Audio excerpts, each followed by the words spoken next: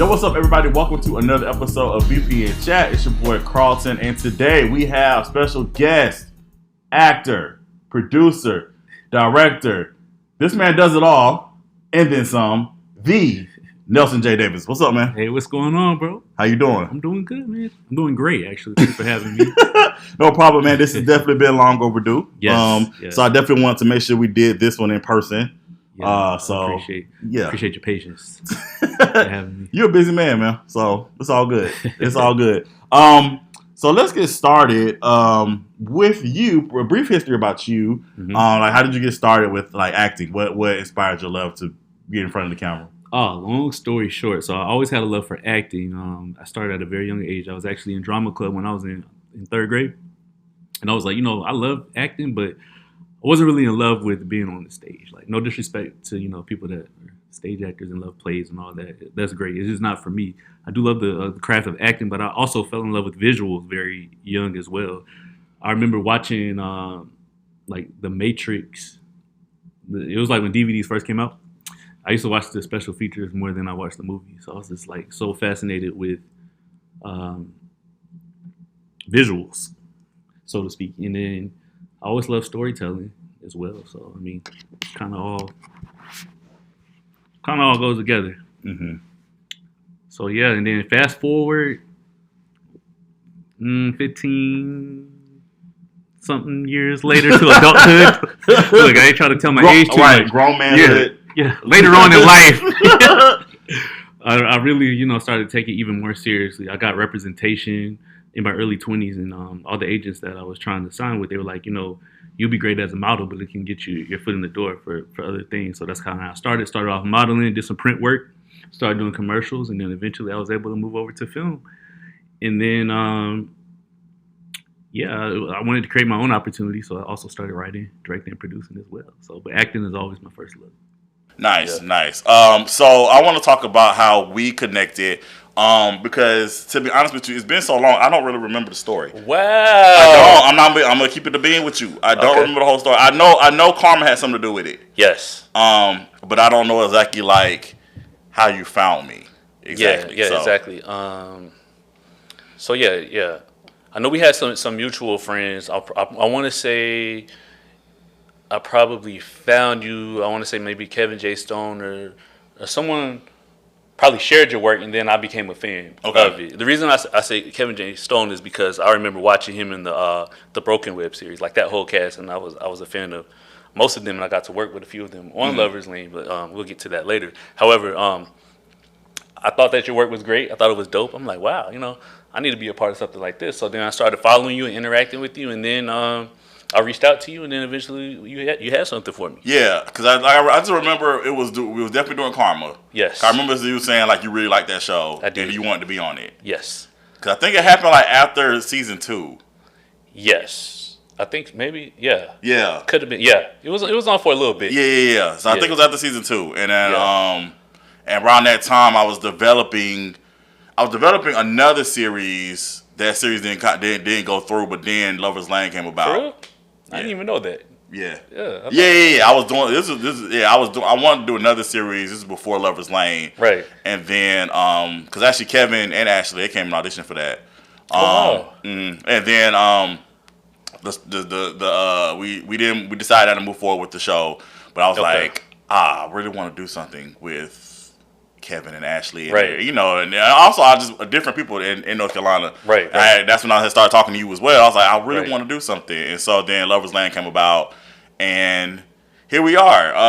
So yeah, season 1 we shot in Winston-Salem and in Greensboro. Yes. Yeah, Winston-Salem, Greensboro. Yeah. And I've told this story several times. I'm gonna tell it again. Like, that's when I learned how far apart the cities actually are. Yeah. Yes, because in Augusta, depending on where you stay in Augusta, but Augusta, and like if I say like I'm in Augusta, let's say I'm going to Martinez or I'm going to Evans, it's like maybe 15-20 minutes away. Right. Or if I'm going to North Augusta, which is actually technically in South Carolina, but it's just crossing the bridge, it's like 10-15 minutes. Yeah. So that's what my head was thinking when I planned the schedule for season 1.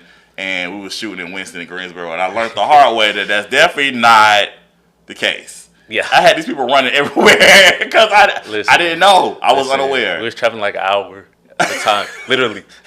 But it was okay though. It was all right. We got through it, but yeah, it wasn't next door. No, it definitely wasn't next door.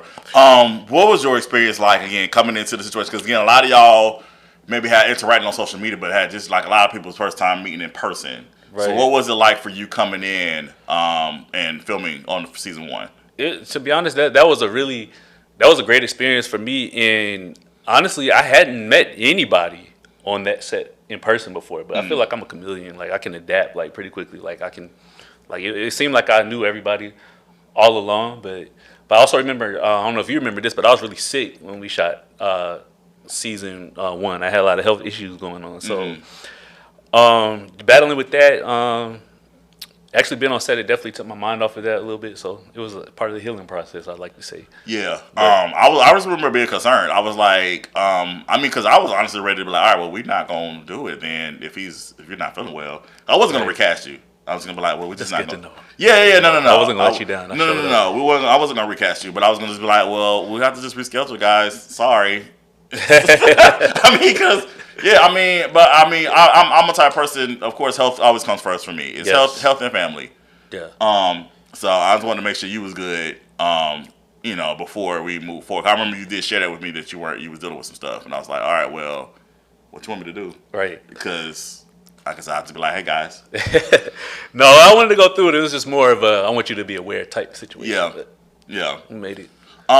So we shot season 1 in 2.5 days. Yes. Jesus. Yeah. Because I was very ambitious back then. I was like, I feel like we could do it. I feel like because we shot 8 episodes. Yeah. And I was like, I feel like we can make this happen. Once again, though, in my mind, I'm thinking places a little bit more closer in proximity. Right. So I was not taking into account the drives and all the other stuff.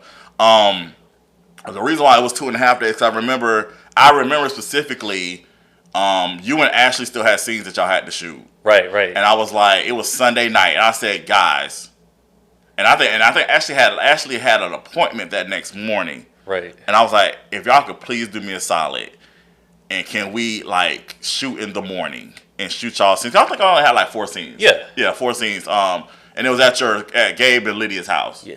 And so I was like, can we meet in the morning, knock these out, and then be done? And y'all both were troopers. And I was like, yes. Ashley even was able to arrange it to where she could do her appointment later. Right. And we knocked it out. So we definitely shot season 1 2.5 days. Yeah. And then we come to season 2. And shout out to Miss Tammy, rest in peace. She wanted us. She allowed us to use her house, but she lived in Goldsboro. Yeah. Once again, I guess I did not learn my lesson. I was just like, okay, we're gonna shoot this, and this, and not take into account that Goldsboro definitely was an hour away. Because we was actually shooting in Raleigh from season 2 on. We shot in Raleigh, right? And I was like, okay, Raleigh, Goldsboro, what? Maybe 30 minutes. Nah. We were back to season 1. Right. Back to season 1. Shooting, trying to figure it all out. We shot season 2. Now, season 2, we definitely had, because I remember we was like moving. Yeah. And I remember we got to a point, I think, because it was one point, we shot till like 2, 3 a.m. Yeah. And then the next day, I was trying to hurry up and shoot while we were leaving. And I was like, y'all was getting a little sloppy. I think we need to come on back and because it was just you, Kevin, Shataria, and Ashley. Yeah, I remember that. Yeah, we come at a whole different weekend. Yeah. But, I just want to plug this in there. Season 1 was multi-camera, and season 2 we were shooting with 1 camera. That's true. So that's very true. Yes. I lost my help on season 2, so. Yeah, well, I wasn't going to go into... I'm not going into details, but all they need to know is... It was honest! We had 1 camera. We had 1 camera season 2. We had 2 cameras season 1. I promise you I was not being messy. That's the truth. I lost my help. So I was like, okay. Well, we still got to film anyway. So. Well, me, personally, I'm a fan of single camera setup. Why is that? Because, first of all, I feel that it gives me more chances to perform. Like, when multi-camera, it's like, okay, we got all we need. Both angles. Like, nah, I'd rather start over. I don't know. This is a different feeling. This is a different feeling. Even when you edit it, you know what I'm saying? you can kind of tell sometimes, especially in a show setup. It looks more like a movie with a single camera. Too. Yeah, I will say it's harder to edit. This sounds crazy. It's harder to edit multi-camera than single camera. I agree.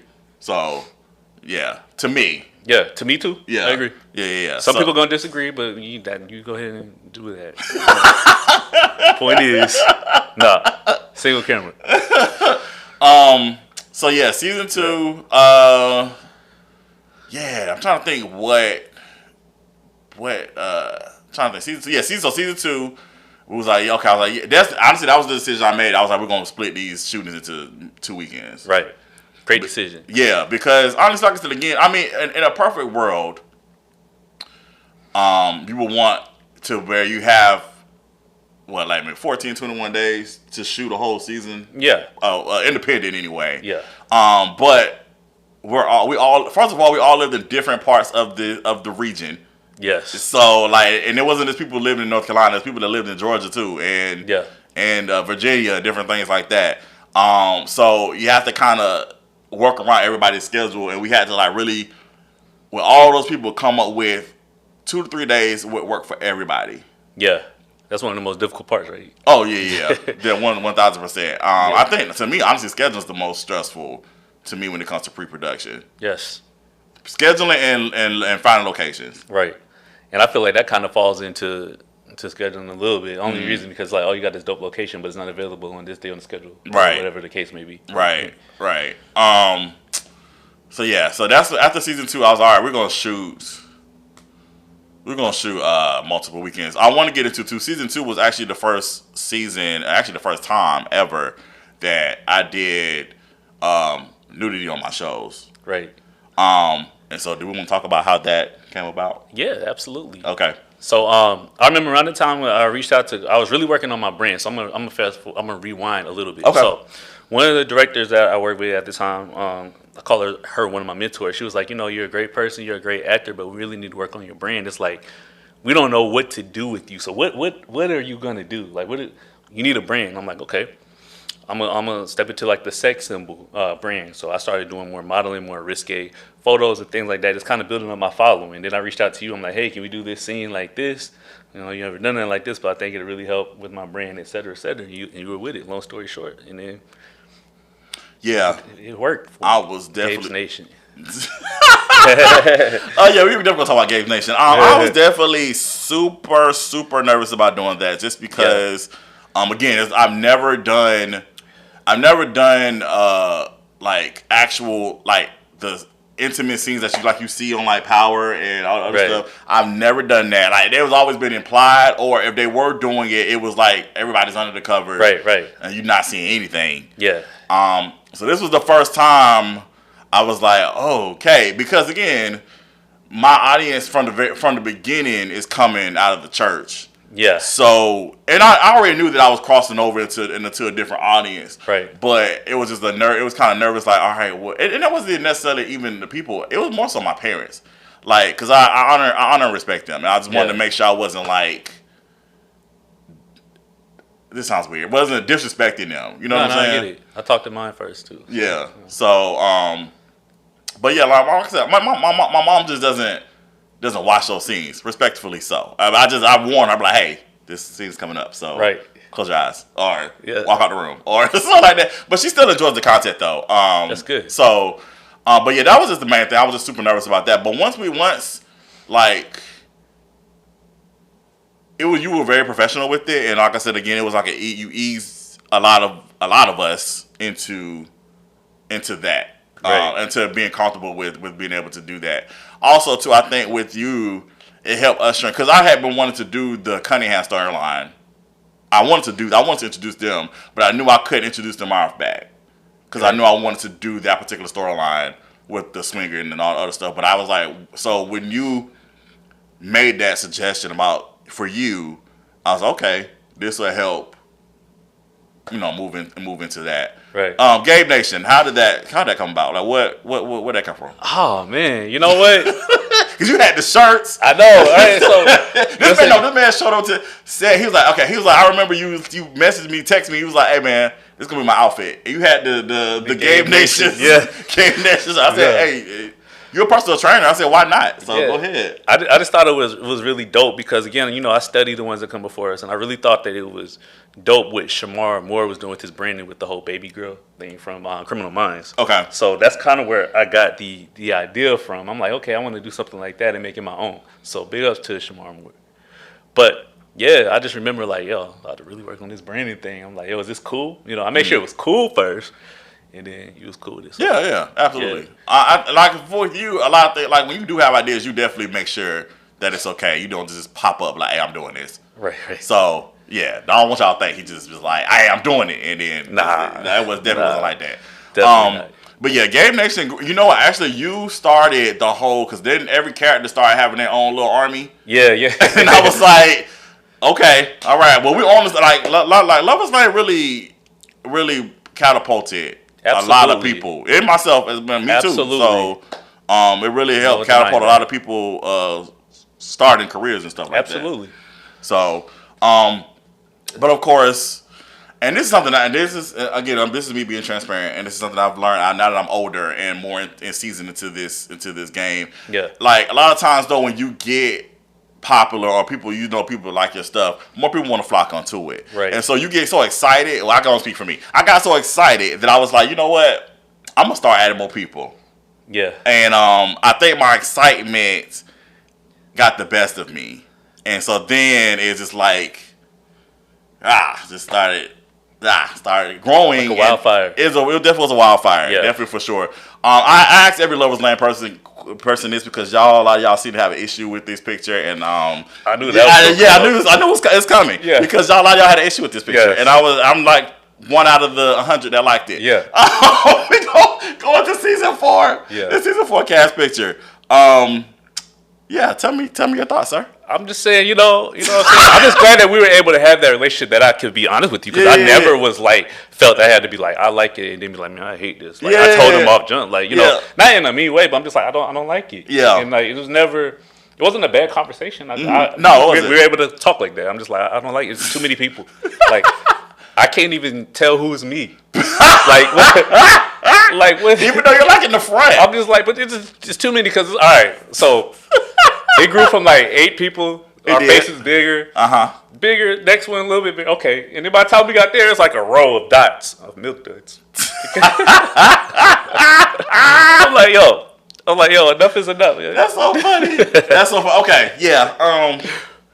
Even though I still like the picture, like I said, my vision was because the show was growing. Right. I was like, I wanted that whole big, like the Young and the Restless. They had their little, and they would not keep saying little, not little. When they have their anniversary pictures, they have everybody in it. Yeah. And maybe if we would have had like some roles, maybe that would have been better. Or maybe we should have just saved it for the anniversary picture. Like maybe it didn't have to be the main cover. Like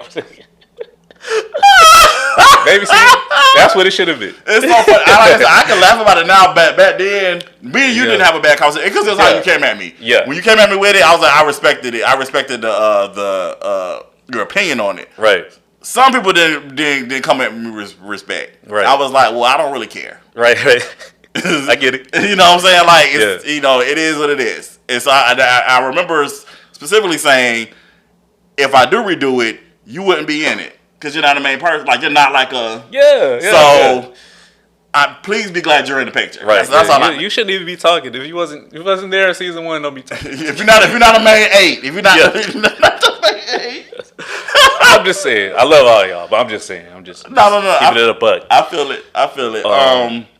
But I'm glad we can laugh about it now. But yeah, I didn't like that one. My favorite though is just I like to balance things out. With the good and the bad. Well, not good and the bad, but more positive note. Season 2 was fire. Okay, that's my favorite. That red and black. Yeah. Marcus did his thing on Marcus, that. Marcus did, like I said, he really surprised me with that particular picture because we did the group picture. Yeah.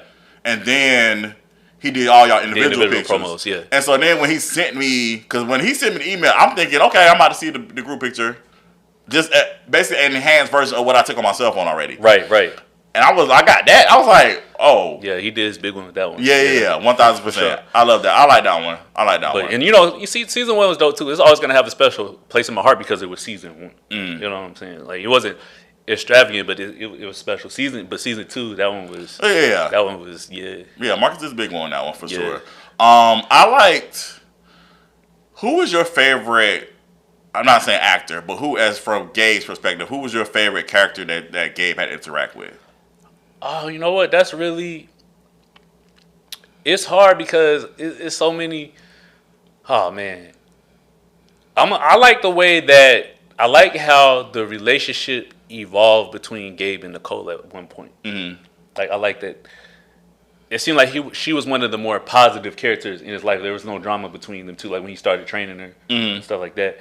Of course, there was ups and downs with me and Malachi. That's big bro, little big bro. Yeah, you know what I mean. But I don't know because we all had good times and bad times. But I want to say there was really no bad times between Gabe and Nicole. Not really, but the rest of them was kind of up and down. Well, not until the video came out. Yeah, well, I mean, I just feel like she's got the least bad times with Gabe. Understood. Because Understood. Everybody else is like they was going back and forth with Gabe. I mean, the characters. I want to make that very clear. We're talking about the characters. Right. 1,000%. I love seeing the evolution of Malachi and Gabe's relationship, the ups and downs. I really hate it. I mean, when I was writing it, of course, I was following the characters in my head where it was going, but I really hate it, even watching it when I watch the reruns. I hate when Malachi and Gabe don't get along. Right. I don't like that. See, that's why it wasn't my favorite. I didn't like the bad times. They had some good times. Yeah. That's why I'd say it wasn't my favorite interaction. But the times that they did have, I definitely thought were great. And I even liked the times with Lydia. Mm-hmm. Did you ever think that Gabe and Cynthia was gonna hook up at any point? Minus the what if episode. We're not including that. That was a filler episode. It wouldn't have surprised me, but that's just me living in the character. So it'd be like I never saw this coming. But anything is possible. But no, they hated each other for real. But then that goes back to a thin line between love and hate. So I don't know. It's like they be arguing, and next thing you know, passion get going. Yeah. You know what I mean? So. But to be completely honest with you, that never crossed my mind. Okay. But now that I'm thinking back on it, that you mentioned it, I'm like, it crossed my mind. It crossed my mind at one point to write that. Okay. But then I changed my mind. I think that probably would have been very I feel like people were like, I seen that coming. Yeah, that's why I changed my mind. I was like, nah, we're not gonna do that. Gabe's relationship with EJ. I liked EJ. Yeah. I liked EJ. Yeah, I liked his character. I have something I need to tell you too. I don't know if I ever told you this, but to talk about Gabe and EJ. Yeah. The frat brothers. So I really like the relationship between Gabe and EJ because I felt like at the time on the show, Gabe needed somebody in his corner. It was like, Gabe wasn't a bad guy. He was just misunderstood and just got into some stuff. And I'm not just saying that because I played him, but I was really deep into that character. Obviously, I played him for so long. That's forever going to be one of my favorite characters. And just talking about it is bringing back such memories. I'm just like, wow. But not to deviate too much. Gabe and EJ. Listen, I thought that the relationship between those two was really dope. Like I said, he needed somebody with a good bond besides Malachi because there's a lot of ups and downs. But him and EJ were pretty solid. Yeah, and then things went awry too when Secrets came out. Well, of course. Of course. What did you have to wait? But I'm just saying it was refreshing to even go into that season with a friend. Yeah. But of course, you got to keep the drama. Yeah, 1,000%. So this is what I wanted to tell you. So I can't remember if we had this conversation before. So EJ died at the end of season 5. Were you shocked by that? Because I didn't put it in the script. I was confused more than shocked. Cause I was like, did I miss something? Did something happen? Yeah, I'm just like. I wasn't even gonna say I was shocked. I was really confused. I was just like, huh? You had me going back looking through pages. Right. No, it wasn't in the script. Because a lot of times, I read the whole script, but I don't necessarily analyze it in detail if it don't have nothing to do with me. Just because I'm so involved in my character, and I like to give genuine reaction and thoughts. Sometimes I don't feel like my character needs to know certain things that's going on, or else I'm gonna move a certain way. That's just my process. But I wasn't really shocked. I was confused. Gotcha. Like what? So okay, so I had to pick somebody that nobody would expect was going to, because somebody was going to die at the end of season 5. Yeah. Somebody. It was going to be somebody. And so I had to pick. I was like, yeah. wasn't going to be the main 5. Right. Sorry. Somebody close to him, though. So somebody close to the main five. Somebody Right. that people wouldn't expect. So EJ was the one that was chosen. However, this is what I had to tell you. So I wrote 3 versions of season 6 of the final season. The original season 6 was it was gonna be like a whole after EJ's death, it was gonna be a whole like whodunit situation, like a whole massacre. Not everybody was gonna get the bullet, but it's gonna be a lot of people. Yeah. It's gonna be a lot of bloodshed. Yeah. In season 6. But then I decided against that. I was like, that's gonna be too much work. Honestly, I'm not bad at it. It just got. I wrote it was great, and then as we got closer to when we gonna start filming it, because I think it was a really big space between us filming season 5 and season 6. It was. Scheduling. Yeah, so I was like, I don't want to do that. And so then there was another version of season 6 to where actually that was not reality that he died. EJ dreamt that he got shot. So if season 6 is going to be a little bit more of a redemption arc for EJ. But unfortunately, Joshua was not available to be on the show full time season 6. Right. You know, same thing with Jessica. That happened with Jessica. That's why that's what happened with Tasha's character. Right. So you gotta go back and watch to see what happened. But a lot of that stuff had to be shifted because, like you said again, people schedules, different things like that. But I still wanted them to still be a part of what we had going on. So we just had to kind of just make those adjustments. Right. So yeah, speaking of moving on, we're gonna move on to the next show, Bondage. And Bondage came while we were doing Lover's Lane. Yes. Absolutely. We had a conversation, and I was like, "Hey, since we're doing this on Lover's Lane, why not do a whole show dedicated to the risque the stuff, hot and steamy, yeah." but still, With the storyline, but still talk about issues that people deal with. Yeah, absolutely. It has substance. Yeah, so like I said, a lot of things. One obviously the main issue which was Bond, which is your character Maurice Bonds. His main issue was he's a sex addict, Right. And that's the issue that a lot of people don't talk about. Right. So I figured, hey, let's do that. Let's make that while he's doing that, but he's also in this escort world. But it's not because he wants to be in escort worlds, because he has to be in it, because that's the only way he can make really quick, fast money. He's not gonna do the drugs. Right. He's not gonna do any other stuff, but he likes sex. Why not? Just go ahead and make money that way. Right. And also all the other characters too. They have their own vices as well. Talk about that was our actually first time producing together. Right. So talk about the experience that you had with Bondage. That was a amazing experience, and it'll forever be a special project for me and a special moment to me, because I felt like you really see and feel the elevation between, like, you know, Lover's Lane. Not to discredit that at all, but I just felt like that was our first project together that was kind of like to the next level, all the way down to the writing, to the platform, to the visuals, to the storytelling. I feel like, you know, the other projects were definitely web series format, where Bondage was actually, it could have been a 30-minute single camera TV show. Yeah. Like, that's how I feel. Definitely could have been on Showtime. Yeah. Or Cinemax. Cinemax. Yeah, Stars. something like that. Yeah. And that was before, I just want to put this out there, that was before the whole AVOD movement. There was no Tubi or any free services back then except for YouTube. Mm-hmm. And then, you know, we put censored versions on YouTube. But, you know, and I just feel like we were, you know, ahead of time at the moment, because there weren't many platforms to put that type of content out there. And I think that, you know, we did something special with that project. So, yeah, I agree. And like I said, you definitely were the mastermind behind the, like, how we executed this project as far as like putting it out, the distribution of the project. Because you definitely came to me about saying, hey, let's do it. How about doing it this way? I said, fine, I'm gonna follow your lead on this one, bro. Like, we definitely can do that. Because I knew this project could not, how it is raw, could not go on YouTube. Right. Definitely not. Look, we even got in trouble for the censored version. We got in trouble for the censored version. I was getting in trouble. I mean, I was even getting in trouble for Lover's Lane. Yeah. I mean, still too, like when we started. But I mean, that's neither here nor there. I don't want to go down. I don't want to go back down there. Thank you. We're not. That's why I just wanted to touch on that briefly. I just wanted to make them aware that, you know, because we're so wrapped up into that AVOD time right now. I just want to make sure people realize that there was before all of that. Absolutely, 1,000%.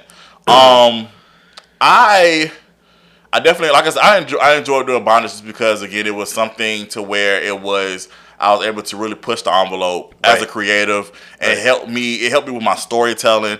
And again, it wasn't just about, okay, this is just the sex of it all. It literally was, okay, I have to dig deep into these characters and really flesh them out and really make them three-dimensional to where, okay, even though they're doing things that I don't necessarily I may be against, I still feel for these characters because they're human. And they're still dealing with other things outside of whatever their vices are. Right. So yeah, that like I said, Bondage definitely. I'm glad we got to finish it. I was really concerned that we weren't gonna be able to finish the series. Yeah. Because scheduling, COVID happened. Yeah. Yeah. So yeah, it was just a lot. It was a 5-year gap in between season 3 and season 4.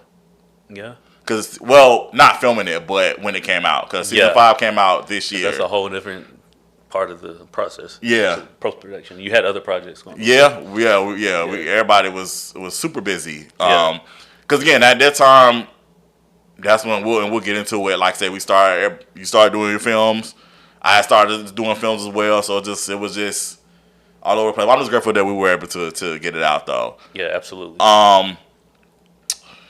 I'm trying to think what I want to really cover with that. I really liked the brother dynamic.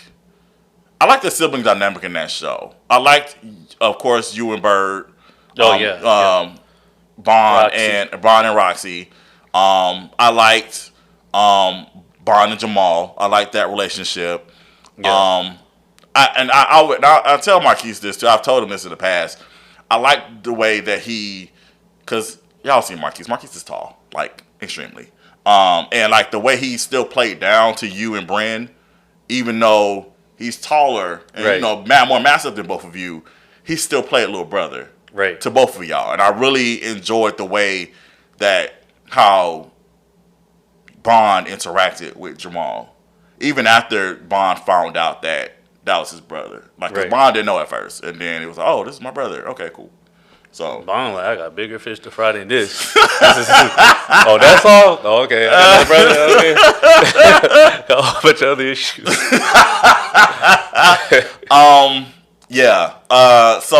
So then out of that too, we also did another project together. We did Peace Be Still. Yes. Which is actually one of my favorite, after BrothAhood, Peace Be Still is one of my favorite projects I've done out of all the series. I liked it because Peace Be Still to me is my soap opera. And for people who know, I'm a soap opera head. Right. So it had everything in it. It had the family, it had the business, it had the espionage, it had everything for a perfect soap opera. And I love the way that all y'all played all y'all characters. Little known fact, I don't know if you remember this or not. I actually gave you an option. Yeah. If you want to play Cain or Abel. Yeah. What made you decide to play Cain versus playing Abel? Because for people who haven't seen the series yet, Cain and Abel, they're brothers. I mean, it's a whole family thing, but they're the top 2 brothers, and they're always button heads. So, what made you decide to do Cain versus Abel? I felt that. Well, first of all, both of them are way different from me, but I felt that Cain was extremely different from me because he's wild, and I felt that Abel and Gabe had some similarities as far as their attitude, and I felt that Cain, it was more of a challenge because of the drug aspect. Okay. So, yeah, Cain was. Cain was a wild one. Yeah. I had fun writing for Cain. I ain't gonna lie.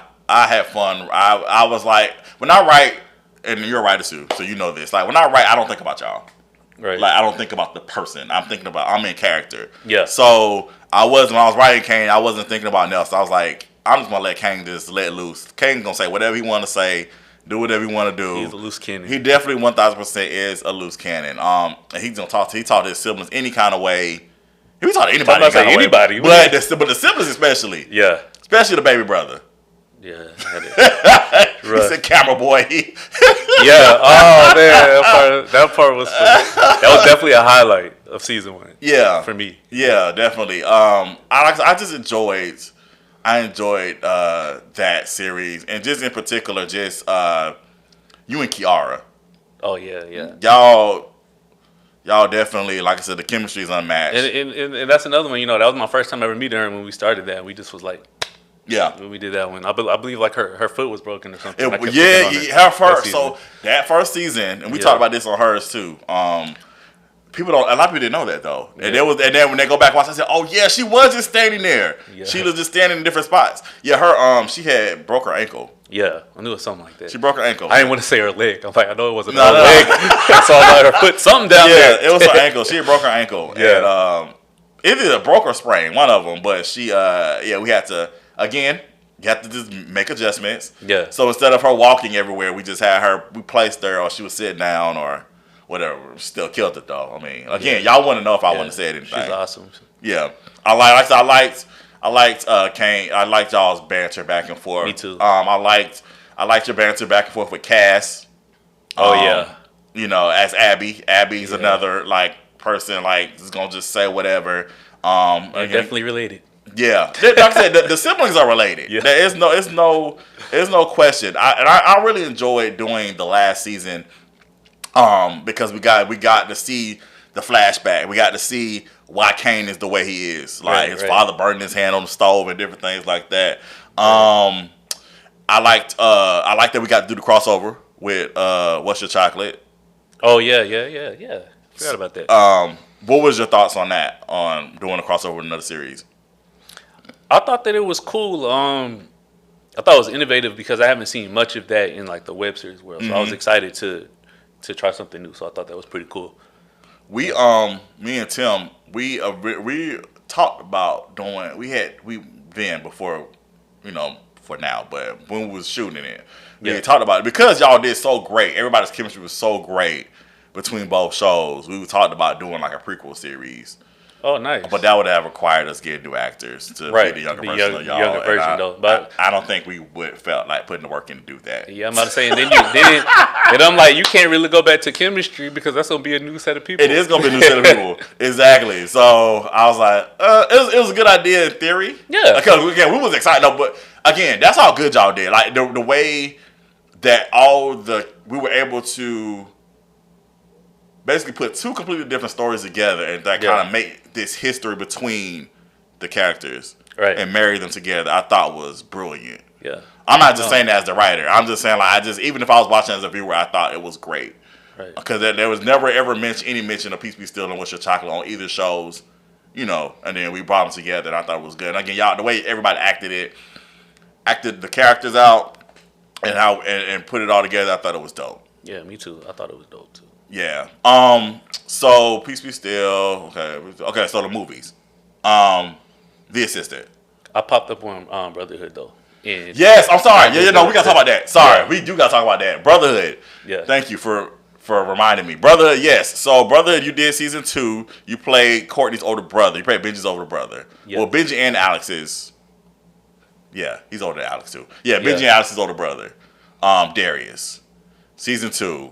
I don't know what. I don't remember what made me say I want Nelson to do this part, but I do remember saying I want Nelson to do it, but I don't remember exactly what you did. Something maybe. I maybe filmed you doing something. I was like, I really want him to be Courtney's older brother. I don't know what it was, but anyway, we're glad that you did it. It was awesome. Yeah, you did an amazing job. Appreciate that. The scene, of course, that people still talk about is the fact that you held your eyes open the entire time that Darius overdosed. Yeah. It's very sad. But as an actor, what were you focusing on to like? Because here's the thing, right?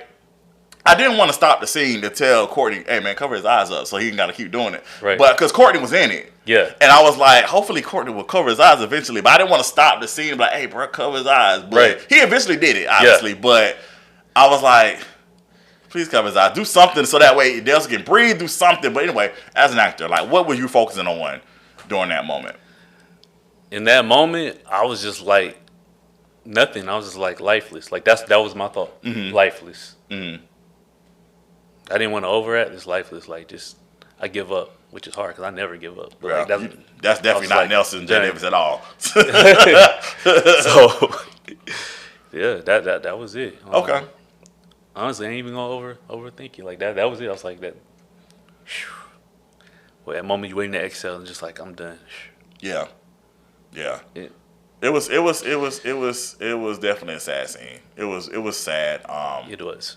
It's sad. I mean, I watch Brotherhood all the time. I still watch it. I'll pick a random day and I'll just be like, hey, I'm gonna watch Brotherhood. It's a great show, as you should. Thank you, brother. Appreciate that. But yeah, I love that you were able to play that role. Like I said, you and Courtney have great chemistry together. I wish I would have did was had a scene with you and Donald. Yeah. Now, how Alex and Darius would have met, I have no idea. But I really wish that I would have figured it out. Right. Because I think that would have been dope. That would have been a dope scene too. I could see it. Yeah. Okay, so now we're gonna move to the movies. We did the Assistant, and I want to tell y'all this. Nelson actually gave me the idea to start. No, sorry, not The Assistant. Let's go to My Brother's Keeper. Yeah. My Brother's Keeper is the first one, and Nelson actually gave me the idea to do My Brother's Keeper. And I'm gonna tell you how. I wrote a short. I want to start from the beginning. I was listening to Destiny's Child. If You Leave, that's one of my favorite Destiny's Child songs. And I said I'm gonna write a short on this. I wrote the short. And I sent it to Nelson, and I said, "Hey, I want to do this short." And Nelson was like, "Why don't you just do a full length, a feature?" And I could hear your voice when you text me that too. I was like, "Just do the feature." I was like, "Oh, okay." So I thought about it. I said, "You know what? That makes sense." So I expanded it out, and then My Brother's Keeper was born. And Bravo, you did a great job. Thank you. Appreciate it. Great movie. Thank you. It was actually. And again, this is actually during COVID time. Like COVID, they had just allowed you to go outside. Yeah. It was great having, because it was a very small cast. We had you, Jamarius, Nicole, and Shataria. And then we had, of course, Chantel had her separate scene. Sarah had her separate scene. Mm-hmm. But it was great, like I said, again, just working with a small people. I worked with y'all on different projects before. It was great having all four of y'all together in this project. Like you said, again, this was post-COVID. So it was like actually being able to, and it's been a while since we all came together and did something. So it was a dope project. Yeah, I was so excited. But speaking of COVID, I'll never forget this. I want to say it was day one of a shooting. It was actually, now I think about it, started off a little rough, but we came out on top. All right, because day one we were shooting, and I remember these ladies ran up next to me because they thought we was taking pictures or something. I don't know. You were filming me. I was running in the park. Oh, yeah. These ladies come up to me. They took their mask off, and they put me in between them. I'm like, no, what are you doing? Oh, I'm like, yo, why are you taking your mask off? It's COVID. I'm nervous. I'm like, why would you do that? Like, who are you? Yikes. I'll never forget that. Oh, bro. Okay, I'm thinking, you said rough. Yes, it is all rough because we got an accident. Right after that. That's what I was about to say next. Right after that. Oh, yeah, that's right, bro. Yeah. Oh, my God. Okay, so, yeah, we got in an accident. It was definitely, so I was going to turn, and I realized I wasn't supposed to turn. I was supposed to keep straight. So I tried to keep straight, but then I hit, this was a hot mess. It was a lot. It was a lot going. Then I had left something at the house, and Kevin had to bring it. Oh, yeah. Kevin had to bring Chef. it. What up, Chef? Yeah, that's where the nickname came from, because he... Cause had the sandwiches. Yeah. So that was the experience. But I enjoyed doing My Brother's Keeper. My Brother's Keeper was actually my first film that I actually filmed. As a film. Yeah. Because Sweet Mahogany was the first film, but it was a series first, and then we put it together, packaged it together. But My Brother's Keeper was the first actual film that I filmed as a film. Right. All right. So then we have The Assistant. Right. Yeah, that was another, actually, I was going to do as a short. And then I was like, nah, we're going to go ahead and make that into a feature. I really enjoyed doing Assistant. Yeah, I enjoyed that. I remember my first time being at, shout out to Curtis Reynolds. My first time being at his house. Yeah. I was like, I want to use this house for a movie. Right. I was like, okay, The Assistant's going to be perfect. We're going to use The Assistant. We're going to use the house for The Assistant. Talk about your experience with that movie, with that film. What was your character name? Jay-Sean? Or Ray-Sean? Ray-Sean. I was like, damn, play so many. You play a lot of characters. You play like 50 plus, 100 plus characters. But yeah, it's Ray-Sean. So yeah, that was dope. All right, so since it's been a while, all right, I was really mad when we shot that movie because my barber was out of town and I didn't like my haircut in the movie. But no, other than that, but it fitted perfect. They was like, well, you just got out of prison, so you ain't gonna be that clean. Mm-hmm. So I don't know. That's just one of my first thoughts about that movie when we talk about Gotcha. the experience. But nah, on a real note though, it was a dope experience. It was a different type of role for me, so I enjoyed that joint. It's definitely a fan favorite. I get a lot of people still talking about The Assistant, and yeah, great experiences as usual. Awesome. Glad you had a great experience. I enjoyed The Assistant. Again, one of those things where pushing the envelope, of course. Yeah. Small cast. You, Marquise, Bird, Michael, Janika.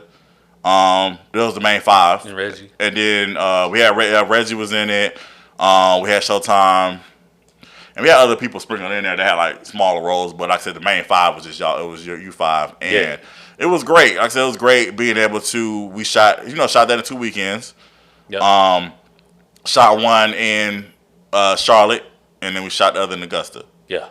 So Yep. That's right. yeah. So it was fun. Definitely, I definitely had a good time doing that. So I wasn't intending on actually doing a sequel. Right. Because I mean everybody had died. But then I think I saw a movie where the sequel had nothing to do with the first one. Right. But it still had the same title, but it was still in the same kind of. But I thought, I think I want to do that. But then something. I mean, you're not in the second one, but what ended up happening, the reason why Bird was in the second one was because the person that was supposed to play the second one wasn't able to do it anymore, and I was like, "Hey, Bird." So we had to. So I had to make the second one into the first one's world. Right. Michael was already going to be in the second one, but again, it had nothing. The story had nothing to do with the first one. It was just he was going to make an appearance at the end, just to kind of be like an Easter egg. Hey, I was in the first one. Yeah. But we ended up having the time off together. So yeah. Anyway. Dope, though. Yeah, appreciate that. Yeah. Very Merry New Year. Oh. That was fun. Yeah. I'm gonna take that back. It was fun until the last day. Yeah. Yeah. That was quite the experience. Yeah. But I think the fun part was having all y'all come, everybody together at the cabin, on location shoot. We was there for the week. Yeah. That was great. It's again, you talked about Lover's Lane. We talked about that. Like the season one, again, we brought everybody was staying like at the same hotel. Season one. Yeah. So it kind of reminded me of that when we brought everybody together at the cabin. Right. Everybody was just staying in the same spot, all just chilling, working, and doing all that stuff. As I've said before, y'all had more fun than I did, obviously, because as a producer, and you know this, as a producer, you're trying to make sure everything get done before your time and your money run out. Right, absolutely. So you're not really having the time to really have the good time everybody else get to have. Yeah. But I still have, I have fun nevertheless being around y'all and everything. But talk about your experience with A Very Merry New Year. I purposely, before you start, I purposely gave you that part because I definitely wanted you to actually be like the good guy that is not cheating, is not trying to be the womanizer. Like, I'm actually a good father, a good husband. Right. And so I personally was like, Nelson has to play this part. I need him. Hopefully he's available to do this. No, I appreciate that. I definitely appreciate that opportunity. I really enjoyed that project. It was cool. It was a good vibe. We got there. I think the refrigerator fell apart. You did. It did. But, we kept it going. No, it was cool until, we got flooded. Mm-hmm. And, we had a little health scare. Yeah. I've talked about it a few times. So okay. That's fine. Put people's business out there. No, it's fine. It's perfectly fine. I've talked about it already. Yeah, so he had a health scare, so that scared us between that and the flood. But at the same time, I'm like, okay, this has got to be something special because all of these things were going wrong, but everybody's energy was still good. Mm-hmm. But it was just, like I said, the refrigerator fell off. But hey, we laughed, fix it. Keep filming it flood. Some people's car got totaled. Like it was serious, y'all. It was serious. It was a lot. It was a lot. That last day, like after we wrapped, it just went crazy. Yeah. It just, like I said again, it was raining real bad. It was raining on our last day, but it was kind of drizzling. Then it started raining. Then that night it flooded. Yeah. Like I said, I had my health situation. Blood pressure was over 200 something. Had to be rushed to the hospital. Had to wade the water. Yeah. To get to the ambulance. And it was just a lot going on. It was wild. It was a lot going on. But I enjoyed that project though. I enjoyed Me too. The only thing, I'm going to just be transparent. The only thing that I can't really watch that project a lot is because they have the mess up still airing on Peacock and on Tubi. The what? The mess up. There's a mess up in the movie. Is it? Well, it's my fault, but Nicole says the wrong name. Oh. There's a scene where she says the wrong name. I fixed it, and then but. Stuff like that has happened to me too, though. Yeah, so I I sent the new one and it's still not updated. And as a perfectionist, I feel like we're both the same perfectionists. Yes, absolutely, it's really hard for me to watch it because I'm like, that's wrong, and so I find myself actually fast forwarding that part. I mean, I get it. But it was my fault. I didn't. When you editing, you're trying to just make sure you get everything in on time. On the deadline. That was a seasonal movie, so you got to get it right. Pretty so I was not paying attention, and then but Janique actually brought it to my attention. She was like, she said this thing right. I was like, no, did she? I watched. I was like, oh shoot, she did. So I had Nicole come in and do a voiceover. It was fixed. I said, hey, but you know how it is.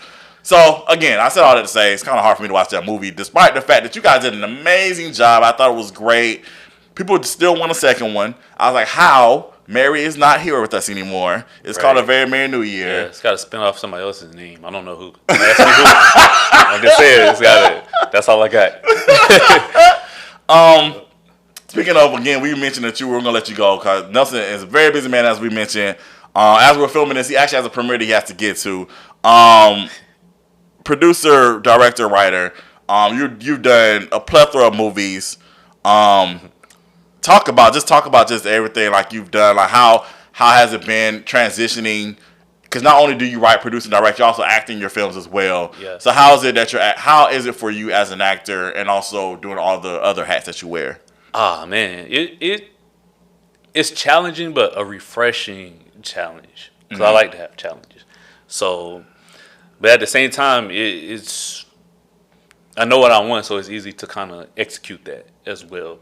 Because all directors, you're one of the good ones, but a lot of directors and writers, they don't know what they want. So then, in turn, it makes actors look bad because it's like I'm so lost. You threw me out here. I don't even know what you want. And I feel like when it's my project, I know exactly what I want and how to execute it. So that's definitely one of the plus sides. And I just get to, like I said, I've always loved storytelling. Like even when I was in elementary school, I remember when we had creative writing time. Like that was my time. Like I used to love that. So yeah, it was inevitable to happen. Like I said, acting is my first love, but writing and directing is definitely a close second. And I think the entrepreneur in me, I'm gonna naturally be a producer. So, how many movies you got total? Oh man, I was scared you were gonna ask that because I don't even know. I honestly don't know. I think like 13 maybe. Ish. Okay. That I produced in Roll Direct, and then like that I've played in is like 83 or something to that nature. Yeah. I honestly don't know. Like because I'm just so focused, I don't really get caught up in that. I don't even know until somebody tells me. They be like, "Yo, I looked at your IMDb and you got this amount of credits." I'm like, "Wow, I ain't even really let that soak in." You know what I mean? So I don't know.